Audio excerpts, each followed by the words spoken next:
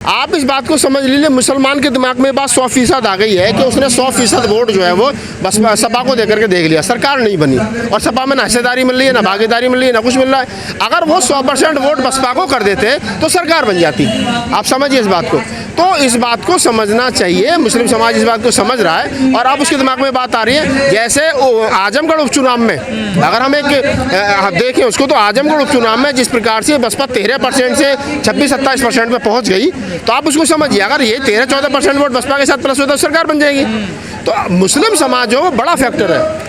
लेकिन चर्चा का विषय यह है कि नेताजी के जाते ही मायावती ने तोड़फोड़ शुरू कर दी सपा। नेताजी के जाते क्या भाई, किसी के घर में देखिए जा तो कोई भी सकता है। मान्यवर साहब काशीराम गए तो यहाँ तो पूर्ण बहुमत की सरकार बनी, लोगों ने पूरा साथ दिया बसपा का। आज नेताजी हमारे बहुजन नेता थे, मैं तो बड़ा सम्मान करता था उनका। आज नेताजी नहीं है, लेकिन नेताजी के जाने के बाद में अखिलेश यादव पार्टी को कितना रखा पाएंगे, पार्टी के नेताओं को कितना मान सम्मान दे पाएंगे, कितना उनको संभाल के रख पाएंगे, ये अब ईमानदारी से उनके कंधों पर जिम्मेदारी है। और ये उनका अपना घर है सपा, वो क्या करेंगे क्या नहीं करेंगे ये वो बेहतर बता सकते हैं, हम तो नहीं बता सकते। हम बसपा की राजनीति को फॉलो करते हैं, बहन जी को फॉलो करते हैं, हम वही बात आपको बता सकते हैं। तो क्या बहन जी ने एक बड़ा दाव खेला है? नहीं, बिल्कुल दाव है और ये काफी दिन से कसवा का। और अभी 2-3 चेहरे और, अब मैं अभी नाम नहीं बता रहा आपको, लेकिन जो मुझे पार्टी के अंदर से जानकारी है, 2-3-4 चेहरे और हैं अभी जो पार्टी को बहुत जल्दी पार्टी में शामिल होने वाले हैं। बीएसपी में और बड़े नेता शामिल होने वाले। कई तो बसपा के समाजवादी पार्टी के वर्तमान के विधायक हैं जो बसपा की सदस्यता लेने जा रहे हैं। मतलब विधायक जो वर्तमान में विधायक हैं सपा के, वो बसपा की बहुत जल्दी सदस्यता लेने जा रहे हैं। और कई बड़े नेता हैं ओबीसी समाज के जो बसपा का दामन थामने जा रहे हैं। कहा जाता है इमरान मसूद का जो परिवार है वो भी रसूखदार परिवार है। बिल्कुल रसूखदार होना चाहिए। रसूखदार होना कोई गुनाह थोड़ा ही है भाई, रसूखदार होना कोई गुनाह थोड़ा ही, अच्छी बात है, रसूखदार होना चाहिए। और राजनीति में दबंग लोगों की जरूरत है, जो न्याय प्रिय हो, जो समता प्रिय हो, जो संविधान को मानने वाले हो, उनकी जरूरत है राजनीति में, बिल्कुल जरूरत है उनकी। 2024 की तैयारी हो रही है 27 की। अभी तो आप उसको 2024 की तैयारी मान के चलिए कि 2024 में किस प्रकार से कैसे भी करके बीजेपी को रोकना है और उसको कैसे रोक सकते हैं वो देखने वाली बात। देखिए, जो मेन स्ट्रीम मीडिया है उसका चरित्र पहले से दोगला रहा है। बसपा को छोड़ करके कोई चला जाए, बसपा कमजोर हो रही है, बसपा ये हो रहा, तो वो पूरा उसको प्रचारित करते हैं। हमेशा से वो कहते रहे कि बसपा ऐसी, बसपा वो, ये बसपा वो। लेकिन जब बसपा में कोई बड़ा नेता शामिल होता है, जैसे इमरान मसूद का नाम आपने लिया, तो इमरान मसूद वो आदमी है जिसने पश्चिमी उत्तर प्रदेश में, अगर मुस्लिम चेहरा की बात की जाए तो इमरान मसूद एक मजबूत मुस्लिम चेहरा है। उनका बहुजन समाज पार्टी में आने का मतलब है कि मुस्लिम समाज का एक बड़ी तादाद में बहुजन समाज पार्टी के साथ में जुड़ जाना। अब ये बात जो मेन स्ट्रीम मीडिया है, चाहे वो प्रिंट मीडिया है, उसको तो हजम नहीं हो रही ना।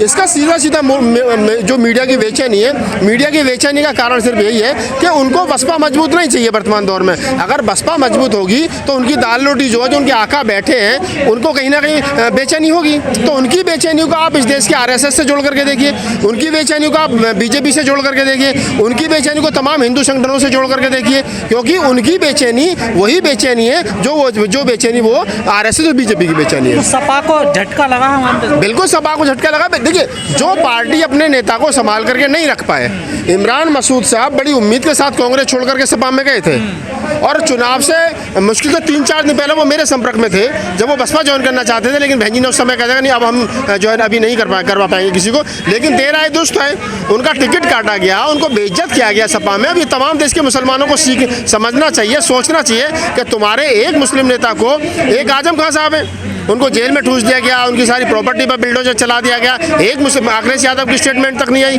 वो जेल में मिलने तक नहीं गए। दूसरी तरफ इमरान मसूद को शामिल किया गया पार्टी में, उनको टिकट तक नहीं दिया गया, सारी उनको जो है उनको वक्त तक नहीं दिया गया। तो मुस्लिम समाज ने 100% वोट भी देके देख लिया, नेता भी देके देख लिए, उसके बावजूद भी ना तो मुस्लिम समाज का सम्मान हो पा रहा है, ना मुस्लिम समाज को भागीदारी मिल पा रही है। तो वो कहीं ना कहीं त्रस्त होकर के बसपा की तरफ आए और बसपा उनका स्वागत करती है। सवाल ये खड़ा हो रहा है, बहन जी ने उनको बड़ा पद दिया, पश्चिमी उत्तर प्रदेश का संयोजक बनाया। हाँ, तो अच्छी बात है ना। मैंने आपकी जानकारी में आपको होगी, आपने एक बार बाइट की थी, मैंने तब भी एक बात कही थी, जब जो आजमगढ़ का उपचुनाव हुआ था और जो गुड्डू जमाली वो चुनाव लड़े थे और वो सेकंड पोजीशन पर रहे थे, कुछ वोटों से मिस कर गए थे, मैंने तब भी ये कहा था कि आदरणीय बहन जी और पार्टी का शीर्ष नेतृत्व जो है उनको चाहिए कि गुड्डू जमाली हमारे पास में मुस्लिम फेस बन गए तो उनको बड़ी जिम्मेदारी दी जाए, लेकिन उनको नहीं दी गई। अब इमरान मसूद को जिम्मेदारी दी गई है, तो इमरान मसूद को जिम्मेदारी देने का मतलब यही है कि वो उसको डिजर्व करते हैं। अगर इमरान मसूद को पश्चिमी उत्तर प्रदेश का संयोजक लगाया गया, तो आप समझिए क्या वो पश्चिमी उत्तर प्रदेश में इमरान मसूद साहब जो हैं वो उसको उस पद के लिए डिजर्व करते हैं। तो बहन जी ने उन पर विश्वास दिखाया। अब ये इमरान मसूद साहब के हाथ में है कि वो उस पदभार को कितने महत्वपूर्णता उसकी समझते हैं और कितनी ईमानदारी से उसको निभाते हैं। लेकिन पश्चिमी उत्तर प्रदेश में ऑलरेडी दो बड़े नेता मुस्लिम चेहरे थे, मुमताज अली और रायन। देखिए, जहाँ तक रायन का सवाल है तो रायन को मैं कभी जमीनी नेता नहीं मानता। मैं रायन को बिल्कुल जमीनी नेता नहीं मानता।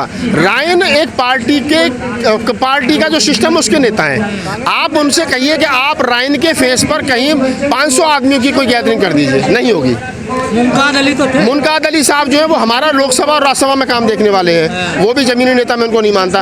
अब वो मेरठ के रहने वाले किठौर के अपनी जमानत पे अपना एक चुनाव, तो ये पार्टी के नेता हैं, जमीन के नेता नहीं है। इमरान मसूद जो है वो जमीन का नेता है। उनके पीछे लोग हैं, भीड़ नहीं मैं कहूँगा, लोग हैं उनके पीछे। और आप इस चीज़ को समझिए कि इमरान मसूद के आने से जो आम जनमानस है, आम मुस्लिम है, उनका फेथ इमरान मसूद के साथ है। तो वो चीज़ जो इमरान मसूद में है वो उसमें जो दूसरे मुस्लिम नेता हैं बहुजन समाज पार्टी को, उनमें नहीं है। ये चीज़ अगर पहले किसी में देखने को मिलती थी तो वो नसीमुद्दीन सिद्दीकी में देखने को मिलती थी। वो पार्टी छोड़ करके चले गए, वो कांग्रेस में चले गए। तो उनकी भरपाई मैं समझ सकता हूँ कि इमरान मसूद बेहतर तरीके से कर सकते हैं। परिवर्तन होगा पश्चिम नहीं, बिल्कुल पश्चिमी उत्तर प्रदेश परिवर्तन। देखिए, आप दो चीज़ों को एक साथ जोड़ रहे हो। राजेंद्र पाल गौतम का कद जो है वो एक यूनियन टेरिटरी है ना, एक केंद्र शासित प्रदेश में मंत्री का पद था, और मंत्रालय भी उनके पास कौन से वो भी आप सबको पता है। समाज कल्याण मंत्रालय वो दलितों का ही होता है और किसी को तो सरकार दे नहीं सकती। तो और मैं चलती भी कितनी थी उनकी वो भी हमें सबको पता है। तो वो ऐसे ही तो मंत्री के पद पे थे और ऐसे ही बिना मंत्री के पद पे। अब वो पद से मुक्त होकर ज़्यादा समाज का काम कर सकते हो, मुझे ऐसा लगता है। लेकिन जहाँ तक खड़गे साहब का सवाल है तो मैं खड़गे साहब का कभी इसलिए समर्थन नहीं करता हूँ कि वो किस कांग्रेस के अध्यक्ष है, राष्ट्रीय अध्यक्ष बन गए।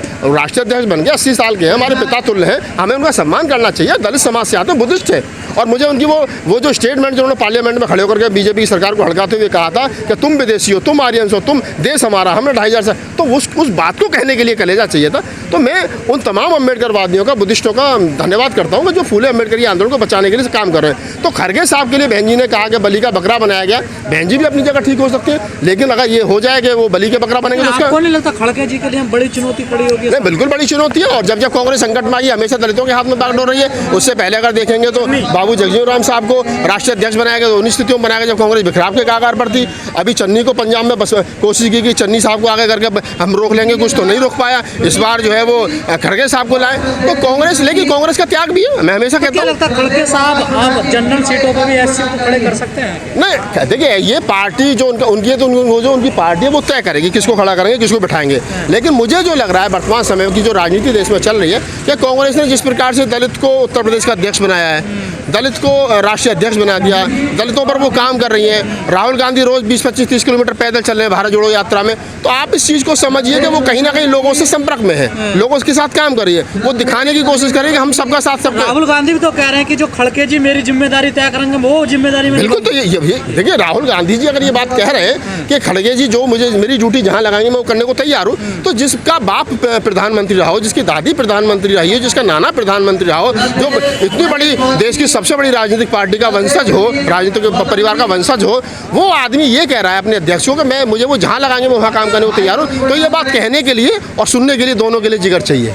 तो मैं राहुल गांधी जी का धन्यवाद करता हूँ, उन्होंने ये बात कही। आपको नहीं लगता नया एक्सपेरिमेंट कर रही है कांग्रेस? राजनीति में रोज नए एक्सपेरिमेंट होते हैं। अगर बहुजन समाज पार्टी में आज की तारीख में इमरान मसूद को लाया जा रहा है और तमाम नेताओं से संपर्क किया जा रहा है यहाँ पार्टी में, तो हर आदमी अपने परिवार को मजबूत करता है, अपनी पार्टी को मजबूत करता है। और पार्टी के शीर्ष नेतृत्व की जिम्मेदारी है वो पार्टी को किस प्रकार बचा पाएगा। और देखिए, कांग्रेस को मैं हमेशा से कहता हूँ कि कांग्रेस एक राजनीति में चाहे वो कुछ भी बिल्कुल बर्बाद हो जाए, लेकिन फिर भी बर्बादी के बावजूद 45 सांसदों के साथ है। प्रधानमंत्री नरेंद्र मोदी को जवाब दे दिया ना, वो कहते थे कि गैर परिवार का। मैं वही कह रहा हूँ कि कांग्रेस की आप जिम्मेदारी समझिए। वो बर्बाद दौर में भी 45 सांसदों के साथ में खड़े हैं और 45 सांसदों 2-3 स्टेटों में सरकार भी चल रही है उनकी। उसके बावजूद भी भारत की राजनीति परिवार का सबसे बड़े राजनीति परिवार का वंशज राहुल गांधी रोड पर है। तो वो कहीं ना कहीं कुछ बचाने की कोशिश कर रहे हैं। अब ये तमाम उन लोगों को सीखना भी चाहिए, हमारे बहुजन नेताओं को, कि जो लोग घरों में बैठ करके बातचीत करके कह रहे हैं ऐसा कर लेंगे तो ऐसा हो जाएगा, ऐसा कर लेंगे तो ऐसा हो जाएगा। जब इतना बड़ा राजनीतिक दल का वंशज ये सोच रहा है कि रोड पर निकले बिना काम नहीं चलेगा, तो उनको भी रोड पर निकलना चाहिए।